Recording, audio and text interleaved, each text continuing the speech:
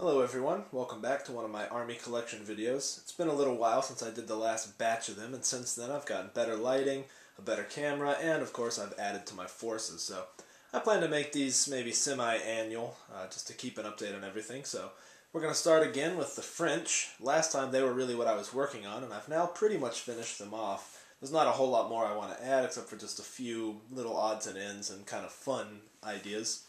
These guys are mostly used for Flames of War, although they could be used for some other World War II games that use 1/100 scale. Something like Blitzkrieg Commander would work.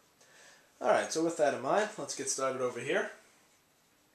First up, we have the Char B1. These guys are beasts in early war. Their armor is pretty much impenetrable, and their gun is pretty solid. Pretty cool little tank. I really like the way they look. Next to them, we have some Samwa S-35s. These are cavalry tanks. They're fairly quick and heavily armored with a pretty decent gun. Of course, the main drawback of all French tanks is their one-man turret. Basically, they had the commander doing everything from spotting and firing the gun and doing too much at once. Next to them, we have Hotchkiss tanks. I can't remember if these are H-35s or H-39s. Either way, they're very similar. And next to them we have my personal favorite. These are Panhards. They're basically these armored cars that are pretty quick with a decent gun, and they're recon units, which makes them nice and nimble. I also have a few more Hotchkiss tanks, which are used in a reconnaissance role. Okay, so there's my armored forces. I apologize for that finger in the frame there. Right behind them we have Lafley W-15 TCCs. These are tank hunters with a crazy anti-aircraft gun slapped on the back of an armored truck, basically. A lot of fun. I really like the look of them. Crazy cool little guys. And behind them we start with my infantry forces. So this is the HQ section. You can see I have the company commander, the two I see up front there. Behind them I have the mortar sections.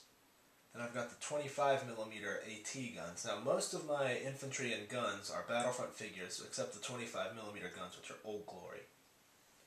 Behind them, I have the not universal carriers, the resupply carriers. Those are some 47mm anti-tank guns, backed up with some of the HMGs behind them. Over here, I've got the rest of the infantry. Here I have two infantry platoons, and behind them, some mortars. And here's another battery of those 25mm AT guns. Now, most of the time they can only take 3 guns in the battery, but some forces, like the Recon, can take 4 with the cavalry version of them. And behind them is another infantry platoon. Now, over here I've got the 75mm guns. Those are really cool in early war. They're basically anti-tank guns that can sometimes fire a bombardment. And behind them I've got some 155 guns to add a little oomph to the bombardment. Alright, hope you've enjoyed the first of 7 installments detailing my Army collections. So we'll see you next time, and you can see these guys in action at wwpd.net and click on Battle Reports. Thanks!